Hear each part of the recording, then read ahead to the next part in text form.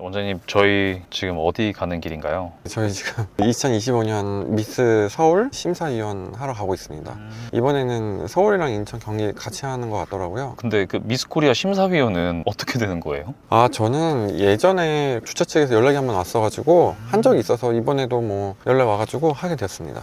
그럼 작년에도 하신 거예요? 작년 아니고 코로나 때쯤이라서 한 3, 4년 된 것 같아요. 치과 이외에 다른 심사위원분들 구성은 어떻게 돼 있어요? 피부과 성형외과 원장님도 계시고 헬스 뷰티 관련된 대표님들이 좀 있는 것 같아요. 그럼 원장님은 치과 의사시잖아요. 심사를 볼 때 어떤 걸 좀 중점적으로 보세요? 아무래도 저희는 이제 얼굴을 볼 때는 아간면 구조 이런 걸 좀 보죠. 치아 웃는 거랑 이런 거. 아름다움이라는 게 사실 어떻게 보면 약간 주관적일 수도 있잖아요. 맞아요. 원장님은 보실 때 약간 개성적인 걸 많이 보나요? 아니면 그런 정석적인 미를 좀 많이 보나요? 저는 뭐 전형적인 아름다움. 전형적인 아름다움을? 전형적인 아름다움이라면 어떤 걸까요? 누가 봐도 이쁘다고 하는 그런 느낌? 가급적이면 자연미인의 아름다우신 분? 그분들 위주로 뽑으려고 생각하고 있습니다. 그럼 원장님이 딱 보면 교정을 했구나 안 했구나가 딱 보여요? 가까이서 보면은 좀 알 수 있죠. 근데 조금 멀리서 보기 때문에 교정을 했는지 안 했는지까지는 어렵고 양악수술을 했는지 안 했는지는 티가 나는 경우도 있습니다. 좀 더 이게 자연스러운 분을 저는 아마 뽑을 예정입니다.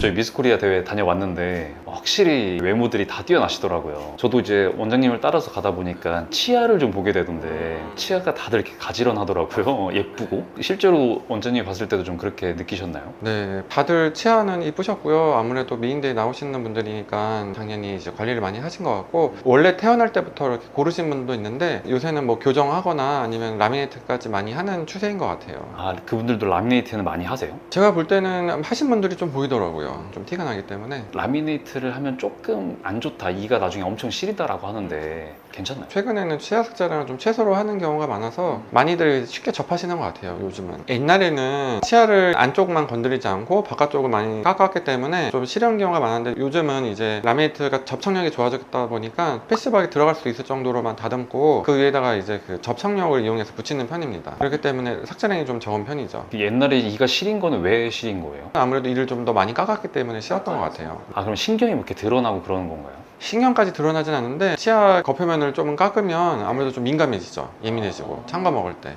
요즘 보면은 무삭제 라미네이트, 최소 삭제 라미네이트 이런 게 있는데 실제로 그게 좀 많이 깎는 양이 줄어들었나요? 많이 줄었죠. 병원마다 만든 이름들이 있어요. 공식 명칭은 그냥 최소 삭제 라미네이트라고 부르면 되죠. 그거는 기술이 좀 더 조금 좋아져서 이제 경험이나 기술이나 이런 노하우가 좀 있어야 됩니다. 그 부작용은 좀 덜한 편인가요, 확실히? 그렇죠. 이를 깎긴 해도 거의 깎지 않아요, 사실. 그리고 저희 병원 같은 경우는 제가 또 접속 교정도 같이 하기 때문에 이를 많이 깎아야 될 상황이면 교정을 먼저 해놓고 진행을 합니다. 그럼 교정을 해야 되는 경우는 어떤 경우예요? 치아가 많이 틀어진 경우들은 바로 라미네이트를 하기보다 교정을 먼저 하시는 게 좋을 수 있어요. 그럼 그 라미네이트 한 번 하면은 유지 기간이 얼마나 돼요? 깨지지만 않으면 오래 쓰시죠. 잘 깨지진 않죠. 얇게 할수록 좀 깨지는 경우가 있긴 한데, 그러니까 그거는 사실 교합력이라고 씹는 힘이나 아니면은 식사하시는 스타일 그런 거에 좀 영향을 좀 많이 받아요. 라미네이트는 사실 미백 목적이 좀 큰 거죠. 그죠. 미적인 목적이 크죠. 근데 요즘은 제가 볼 때는 외모에 관심이 많으신 분들은 20, 30대 초반까지는 거의 다 하시는 것 같아요. 아, 라미네이트를? 그 정도로 많이 하세요. 나이가 들어서 치아가 많이 깎이면 그때 좀 도움을 주기 위해서 라미네이트 하는 경우도 있다는데 그것도 맞나요? 이가 많이 패인 경우는 부분 라미네이트라고 해서 붙이는 경우가 있습니다. 크라운을 하면 아무래도 치아 수명도 줄고 이를 많이 깎아야 되니까 가급적이면 삭제량을 좀 적게 가는 방향으로 하고 있거든요. 나이 드신 분들도 이가 많이 패였거나 이가 부러졌거나 그런 경우는 이제 최소 삭제로 해서 부분 라미네이트 해서 붙여드리고 있어요. 아, 그럼 라미네이트가 미백 목적만은 있는 건 아니네요. 네, 맞습니다. 그럼 라미네이트 하는데 시간은 얼마나 걸려요? 마취하고 5분 기다렸다가 본 뜨는 데까지 한 10분 걸릴 거고 제작 과정이 한 1시간 걸린다 보시면 돼요.